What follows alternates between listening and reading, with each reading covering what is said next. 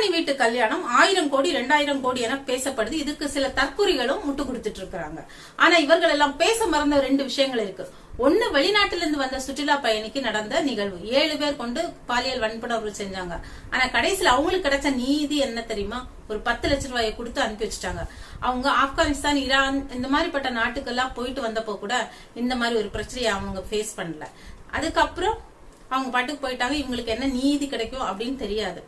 ஏன்னா நம்ம நாட்டுலதான் கற்பழிச்ச குற்றத்துக்கு உள்ள போனவங்களுக்கு எல்லாம் வெளியில வரும்போது கேக்கு கொடுத்து கொண்டாட வேண்டாம். நல்ல இடத்துல இருக்கிறோம். இவங்களுக்கெல்லாம் எந்த மாதிரி ஒரு தண்டனை கொடுக்கணும் அப்படின்னு சொன்னா, விவேக் சொல்ற மாதிரி மைனர் குஞ்ச சுட்டுட்டேன், அதுதான் உண்மையான தண்டனை. அந்த பக்கம் அந்த பிரச்சனை ஓயறதுக்குள்ளால இந்த பக்கம் புதுச்சேரியில ஆர்த்திங்கிற 9 வயசு குழந்தைய ஒரு கெட்ட வார்த்தை தான் வருது. அவனும் ஒரு பையனும் குடிபோதையில என்ன பண்ணிடுவான், குடிபோதைன்னு சொல்ல முடியாது, கஞ்சா குடிச்சிட்டு அந்த குழந்தைய கொன்னு சாக்கடையில தூக்கி வீசி இருக்கிறாங்க. இது மட்டுமா, இந்த கஞ்சா கலாச்சாரம் அந்த ஊர் பக்கத்துல இருக்கு அப்படின்னு சொல்லிட்டு போலீசாருக்கு சொன்னதுக்கு அப்புறம் கூட அங்க நடவடிக்கை எடுக்கல.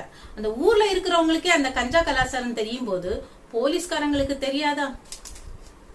எந்த மாதிரி நாட்டுல இருக்கிறோம். சரி, அது ஒரு பக்கம் இருக்க. இந்த நிகழ்ச்சியை எடுத்துக்கிட்டாலுமே இவங்க 2 பேரையும் கைது பண்ணிட்டு இன்னும் 1 வருஷத்துலயே 2 வருஷத்துலயே வெளியே விட்டுருவாங்க. அவன் ஜாலியா மறுபடியும் வந்துட்டு இதே மாதிரி தானே பண்ணுவான். அதுக்கு விவேக் சொன்ன மாதிரி மைனர் குஞ்ச சுடுறது தான் என்ன கேட்டா பெஸ்ட். அது மட்டும் இல்லாம இவங்களுக்கு ஒரு 20 லட்சத்தை கொடுத்து அமைக்கி இருக்கிறாங்க. முடிஞ்சு போச்சு. ஏன்னா கேட்கறதுக்கு யாரும் இல்லையே. ஊடகங்கள் கேட்காது, பொதுமக்கள் நாம கேட்க மாட்டோம், யாருமோ எதையுமே கேட்க மாட்டோம். ஆனாலும் அவங்க இப்படி ஆடத்தானே செய்வாங்க. வேற என்ன செய்வாங்க?